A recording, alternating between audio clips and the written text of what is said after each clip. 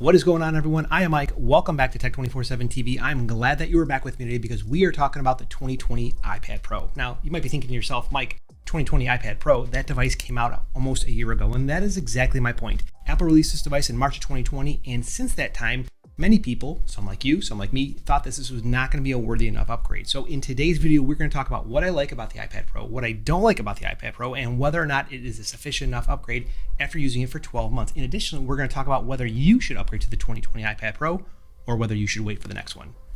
Let's get started. In case you are new here, my name is Mike. This is Tech 24/7 TV, and if you like iPad-related content, iPad videos, iPad accessory builds, make sure you click subscribe, turn on notifications, because you don't want to miss the next video. Now, you cannot talk about the 2020 iPad Pro without referencing the previous generation, 2018. That is because this is really the baseline which Apple set for mobile computing as we know today.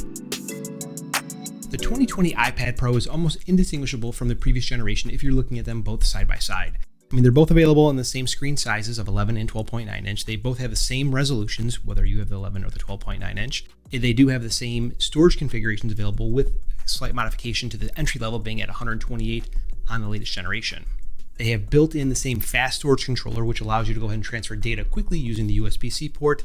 Heck, they even share the same accessories, including the Magic Keyboard and the second generation Apple Pencil. But that is exactly the thing. You are not buying the iPad Pro because it looks cooler than the other one. You're buying it because of its capabilities and what you can accomplish with this device. Now, even though the iPad Pro shares that many common features with the previous generation, that is where feature parity stops. Apple upgraded several components, which in my opinion are going to be core to the experience, and they really help the user get more out of the iPad Pro. First, it's going to be the upgraded A12Z Bionic, which is an 8-core CPU-GPU combination. Now, this is very similar to what we saw last year with the A12X. The difference is here that the GPU, an additional core, is activated, giving you a little bit more headroom, I would say, when you're using GPU-intensive tasks. Functionally speaking, if you were looking at the speed tests from the 2018 iPad Pro versus that of the 2020, you would come to the conclusion that the speed tests in single-core and multi-core are very similar, and that is true.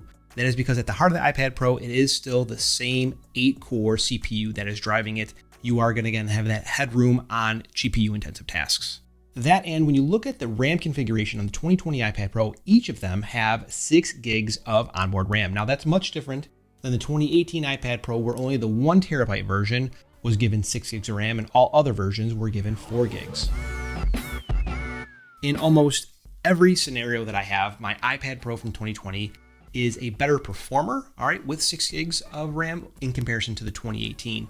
It's not really about a actual metric that you can measure. I can see that there's responsiveness that's going to be there in the 2020 version, and the 2020 iPad Pro is just a little bit more snappy. I think you know what I'm talking about. You can feel it, but it's a little hard to measure. A lot of the other changes that you're going to find in the 2020 iPad Pro may or may not be meaningful to you depending on how you use your iPad. Now, for me, I can tell you that my iPad is my constant daily companion. From the beginning of my day, it is on my desk at work. It follows me throughout the day, no matter where I'm working in my house. It also follows me throughout the night. I use it for the majority of my tasks. Still about 80% of what I'm doing from a computing perspective is being done on the iPad Pro. I mean, I'm using it from everything from joining Zoom calls, to joining FaceTime calls, all the things that you do while you're stuck at home. Now, I can tell you that the things that may or may not matter to you are going to be the improved Wi-Fi connectivity. So this has Wi-Fi 6 or 802.11.ax and compared to Wi-Fi 5 on the previous generation. You're also getting wider support of gigabit LTE bands on the latest version as well. Now, I think some of the contention around whether this was a meaningful upgrade is going to be focused on the camera improvements. So on the 2020 iPad Pro, there is a 10 megapixel ultra wide lens that was added to the camera in addition to a LiDAR sensor. Now, how useful the ultra wide and the LiDAR sensor are going to be for you is really obviously up to you. I don't know that. But I can tell you that I'm a little disappointed in the implementation of the ultra-wide camera because it's still not even available to access during first-party apps like FaceTime. Like, I would love to be able to take a FaceTime call and be able to access the ultra-wide lens on the back. You still can't do that, which to me is just a big miss on Apple's part.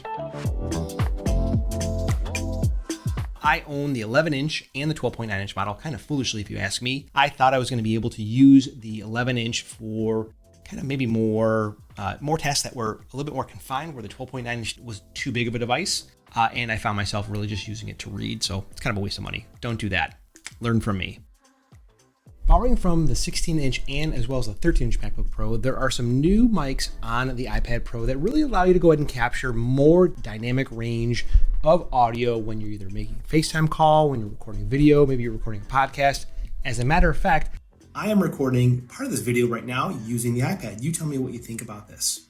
This is audio that is being captured right by the iPad, which is about maybe a foot from my face. So let me know in the comments below what you think of the audio. Now, it might not be perfect like this microphone that you see here, but it is probably going to be good enough for a majority of people. At the end of the day, you have to ask yourself, is it worth spending at least $799 to get a brand new iPad Pro if you are either adding one to your workflow or maybe replacing a functionally broken one? Now, those are two distinct use cases. I would say if you are adding a new iPad Pro to your workflow, I would say you want to wait as long as possible and get the best possible deal you can at that point in time. There is always going to be something brand new. There's always going to be an iPad with new features. There's always going to be the newest technology. If you're replacing a functionally broken iPad, I would get that as soon as possible because the impact to your workflow could be greater than you actually waiting and trying to save yourself a few bucks. Now, there are a lot of rumors coming around what the new iPad Pro is going to have in terms of features.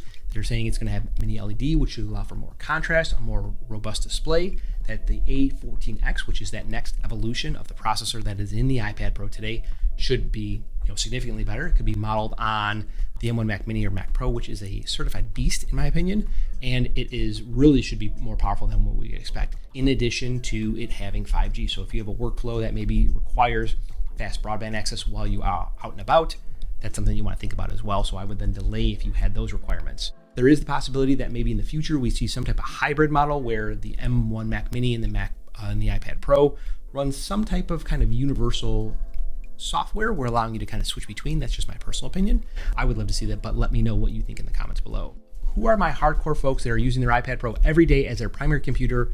Shout out down below. My name is Mike. This is Tech 24/7 TV, folks, and I will talk to you in the next one. So here is a little tidbit for you. This video has taken me really about 3 days to record, so I've been wearing the shirt on and off for 3 days. The hindrances to the 2020 iPad Pro and every iPad. Excuse me, I'm getting tile installed right now, so didn't think it was going to be that loud. Now, that's because there's like kind of magic in the making. You don't want the video to seem like it takes so long. Man, this thing won't stop. But really, I've got work going on in my house. You kind of heard that during the video. And because they're doing construction, there's not really a whole lot of quietness. Regardless, I am Mike. This is Tech 24/7 TV. Now, what you see is that